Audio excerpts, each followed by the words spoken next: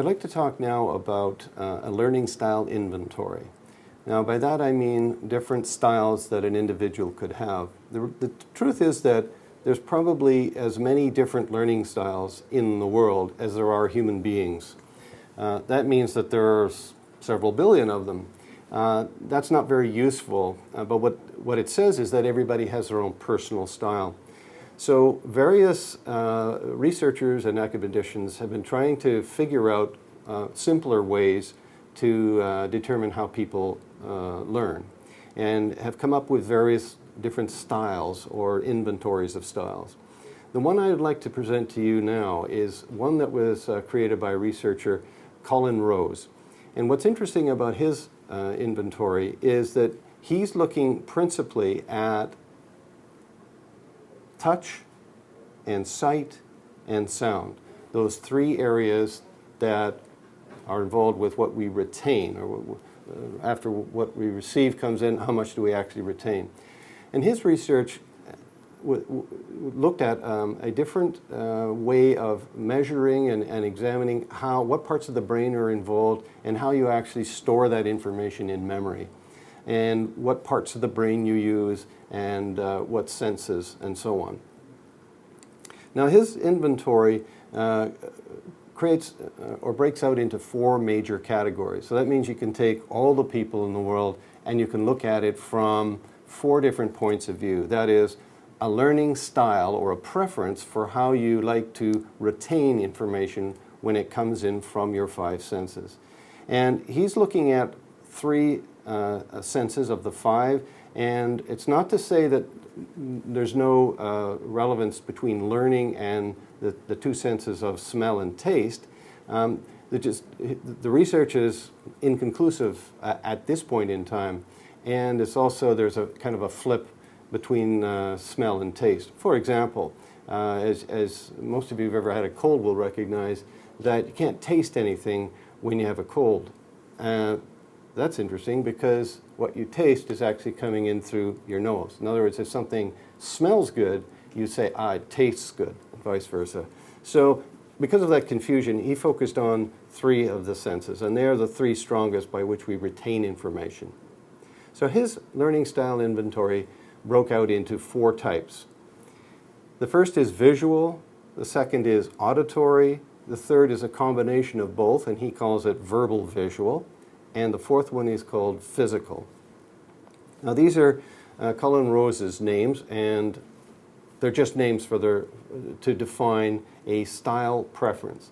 The second thing I want to emphasize again is that this is a preference. In other words, if you have a particular style, one of these four, it doesn't mean you can't learn in the other style. It just means that it'll go more rapidly, and you can be more comprehensive and more inclusive if you are able to engage in your own personal learning style. And I named them off in four, but they're not in any order. What's important to recognize is that some studies have been done to say how many people in the world have each of these kinds of styles. That is, how do they process information in their brain? And the research showed that about basically 25% each. In other words, even though 75% of the information that comes in is received in our brain comes in through our eyes, that doesn't mean that 75% of the world's population have a visual learning style, and only about 25%. That's because it depends on how you process it and what your preference is for seeing and touching and hearing. Let's take a look at these four styles that Colin Rose has identified. And I'll deal with them one at a time, and we'll just look at some of the characteristics of each one and examine how you as a parent or as an educator might observe this. Because remember, people are not aware of their style, and they can't say, hey, I'm an auditory learner or whatever. So let's look at them in terms of what happens in the brain and how you might be able to observe them happening if you're looking at someone else and saying, I wonder what style they're operating in. The first one to look at is the visual learning style. And what this means is that for a person who has a visual learning style, what they need to do is to see a pictorial representation of the information. So in other words, if people are learning about trees, they need to see a drawing of a tree, a picture of a tree, or see a real tree, perhaps in miniature if you're in a classroom or something like that. But when they see it, and it comes in pictorial form, it has meaning. They go, ah, I get it. I understand what a tree is. So pictorial representation in any manner. And it can be reproduced through the media, or it can be a real thing. Now let's look at the auditory learning style. The person with this learning style has a preference for information coming in through the ears. Now, this means that they like to hear some information before it makes sense to them. But recognize that when you're reading, that's also an auditory learning style, because the words form sounds in your mind. And in other words, that's why Marshall McLuhan, for example, said that a book was the hottest medium, because you have to fully engage in order to get those pictures to come up in your mind and see that activity and so on. So an auditory learning style is either hearing or reading information, and it's all about the words. It's about the sound that those words make. It's about the rhythm and pattern and tune that those make. It's almost like being musical. But to a person with an auditory learning style, they don't need to see any pictures for it to have meaning. The subject matter comes in as words. They hear it in their mind's eye, it has meaning for them. The third type is called verbal visual, and Rose used that because he's saying, look, some people like to use their eyes and their ears simultaneously as they take in information for it to have some meaning and value. So for these people, those who have a verbal visual learning style, they need to simultaneously see a pictorial representation of that subject as well as hear some words about it or read some words about it. A good example is, I'll go back to the example of a tree. If you're learning about trees, the person who is a visual learner, they only need to see that pictorial representation for it to have meaning. The person with the auditory learning would only need to see some words. Pictures don't have any value or meaning to them. It isn't purposeful. But to a person with a verbal visual learning style, they need to see them at the same time. So if you show them the picture, they get half of it. They go, almost there. Then you give them the word with it, and they go, ah, that makes sense. Okay, tree with the word T-R-E-E, that makes sense to me. So that's folks who have to see it simultaneously. And the key here is at the same time, not one and then the other. It's see them together. Now let's look at the physical learning style. This is probably the least understood of all of the four. And that's because we have a preference for people through our culture, particularly in cultures that have been we've been raised in cultures through our educational systems, which are heavily dominant on people paying attention, listening, reading, and all of our media that has supported that up to this point.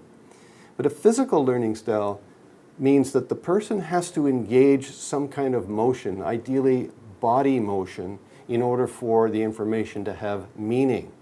So for a person with this learning style, they would be fidgeting, they would be moving, they would like to use their hands, they would like to see some motion. If you could get inside their mind and see what's going on, what you hear is them reciting, and then if you could look outside at the same time, you'd see them touching or moving. People who have this learning style are typically chastised because they're always in motion and they appear not to be paying attention, when in fact all that movement is what they use to code the information. So that's their style. So let's sum up by looking at some implications of these four learning styles. It's important that as a parent or as an educator that you do everything you can to help the child to find out what their learning style is and then support it. So rather than controlling everybody to do what you think is right, that means you have an unknown learning style, but somehow you see your child doing something and it appears different, so you go, no, don't do it that way. Do it the way I want you to do it. It could be that you're asking them to perform in your learning style, and that may not be the one that the child prefers. So it's important to open up or give the child freedom to engage in ways that they find meaningful. How do you do that? Well, as a teacher or as a parent, you may give them some information in your style, and you observe that they don't get it. It doesn't seem to have a lot of meaning and understanding. What you can do is, what normally happens is people go, oh, you weren't paying attention, so you just do it again. And it still doesn't come through. They still don't get it.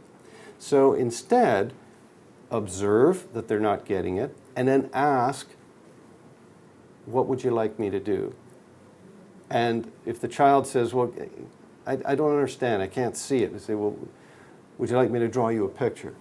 Or why don't we get up and take a walk? Let's just walk around and talk about this. Or let me put some words with a picture together for you.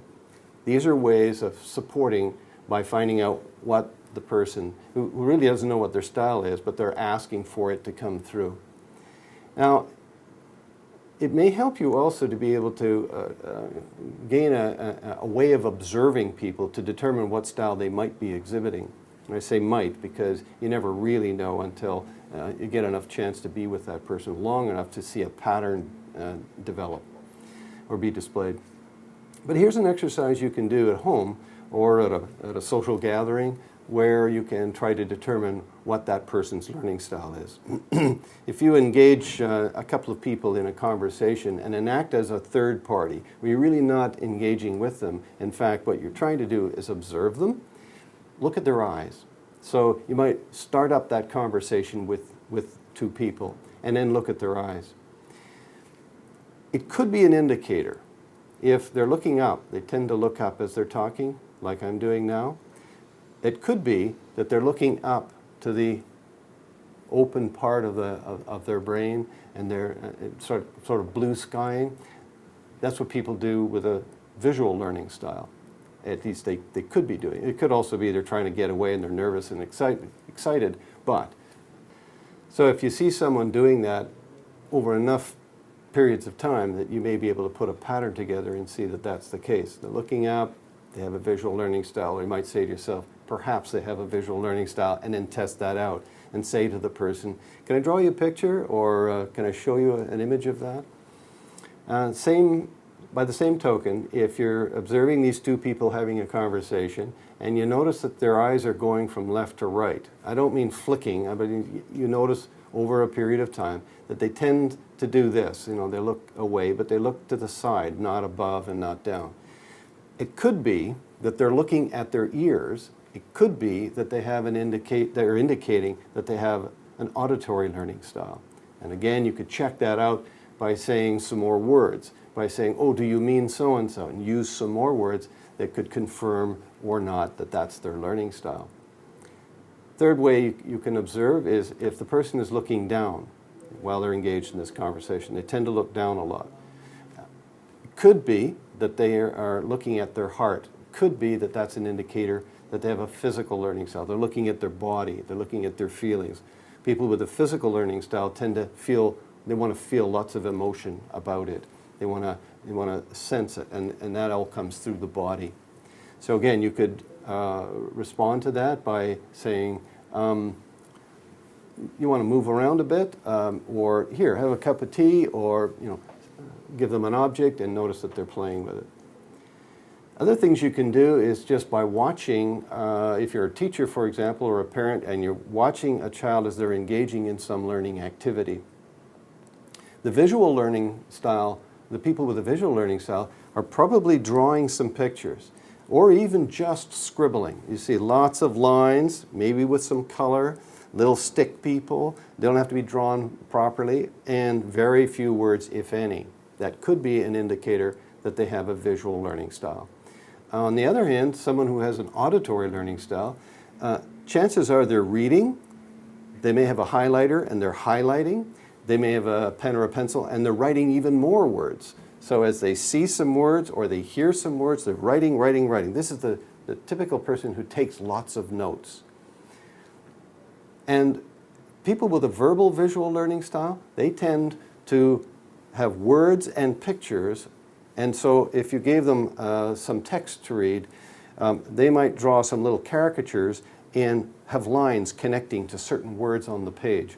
Or they may draw what Tony Buzan calls the mind map, with a central concept in the middle with arms sticking out, little drawings and words written on the arms to label what they are, that kind of thing. It could be an indicator that they are a verbal visual type.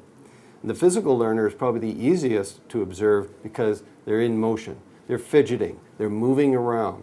And if they happen to have objects on the table in front of them, they're touching them, they're feeling them, they're constantly flipping them around. May even be tapping, that sort of thing. They could be moving their hands or just repetitive motion, which appears to be distractive or unattentive behavior. It could be, but more likely it's that they're engaging in their body motions, which they're connecting to the meaning of the words that they are trying to bring in. Well, let's wrap up. Learning style is critical to a person's ability to engage in learning and actually come away with things in memory that they're going to be able to retain and use over time and access at a later time. Learning style determines how well a person engages in learning, and to the extent that the person can perform or have choice and control over their learning style, the more engaged they will be, the more meaningful, the more powerful their learning will be, the deeper the learning. So as educators and parents, our role is to observe and support and reinforce learning styles that a child is exhibiting. You may be wrong in some of your observations about what learning style is being exhibited, and the reasons for the behaviors that you're seeing exhibited by a child may not be because of their learning style. It may be because of things that are happening in their life. It could be things that they're concerned about. But through a period of time, you'll be able to observe, and educators and parents have enough time to make this observation, what the pattern is and therefore what style is being exhibited. When you see it exhibited, you support it rather than try and control it and make it your own.